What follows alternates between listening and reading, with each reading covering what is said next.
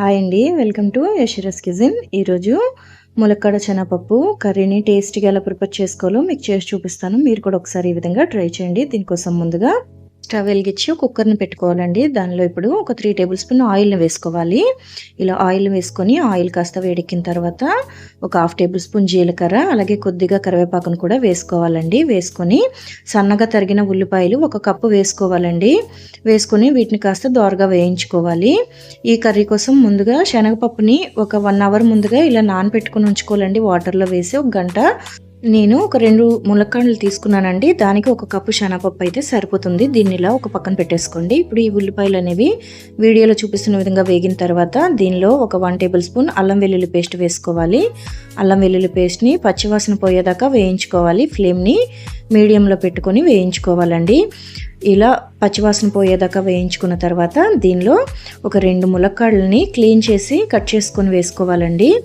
ఇలా ములక్కాడలు కూడా వేసి ఒక 1 మినిట్ కలుపుకుంటూ ఫ్రై చేసుకోవాలండి. ఇలా కలుపుకున్న తర్వాత దీనిలో ఒక 1/2 టీ స్పూన్ పసుపును వేసుకోవాలండి. ఇలా పసుపు కూడా వేసుకొని మొత్తం కలిసేలాగా కలుపుకోవాలండి. ఫ్లేమ్ని మీడియం టు లో ఫ్లేమ్లో పెట్టుకొని కలుపుకుంటూ ఫ్రై చేసుకోవాలండి. అల్లం వెల్లుల్లి పేస్ట్ అనేది అడుగంటేస్తూ ఉంటుంది. ఇలా కలుపుకుంటూ ఫ్రై చేసుకోవాలి. ఇప్పుడు దీనిలో ముందుగా మనం నానబెట్టి ఉంచుకున్న శనగపప్పుని వేసుకోవాలి. ఈ శనగపప్పును కూడా వేసుకొని మొత్తం కలిసేలాగా కలుపుకోవాలండి.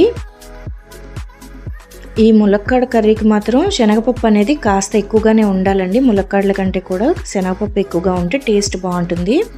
ఇప్పుడు దీనిలో 1 టేబుల్ స్పూన్ కారం వేసుకున్నానండి. మీకు ఇంకా కావాలంటే కారాన్ని వేసుకోవచ్చు. దీన్ని కూడా బాగా కలిసేలాగా కలుపుకోవాలి. ఫ్లేమ్ని మీడియం టు లో ఫ్లేమ్లో పెట్టుకొని మాత్రమే కలుపుకుంటూ కుక్ చేసుకోవాలండి, లేదంటే అడుగు మాడిపోతూ ఉంటుంది. ఇప్పుడు దీనిలో ఒక 1/2 టేబుల్ స్పూన్ గరం మసాలా వేసుకోవాలండి. ఈ గరం మసాలా వేసుకోవటం వల్ల టేస్ట్ అయితే నాన్ వెజ్ టేస్ట్లో ఉంటుందండి, చాలా బాగుంటుంది. ఇప్పుడు ఈ గరం మసాలా కూడా బాగా కలుపుకోవాలి.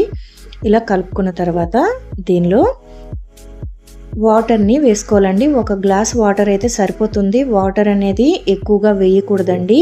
అలాగే రుచికి సరిపడా ఉప్పును కూడా వేసుకోవాలి. ఇలా ఉప్పును కూడా వేసుకొని మొత్తం కలిసేలా ఒకసారి బాగా కలుపుకోవాలండి.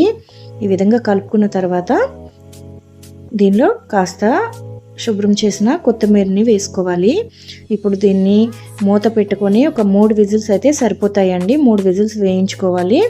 ఇలా విజిల్స్ వచ్చిన తర్వాత పూర్తిగా ప్రెషర్ పోయిన తర్వాత మూత తీసి ఒకసారి కదుపుకుంటే మనకి టేస్టీగా ఉండే ములక్కాడ శనగపప్పు కర్రీ రెడీ అయిపోయిందండి. చాలా బాగుంటుందండి. రైస్ చపాతీలోకి అయితే చాలా బాగుంటుందండి. ఈ విధంగా మీరు కూడా ఒకసారి ప్రిపేర్ చేయండి.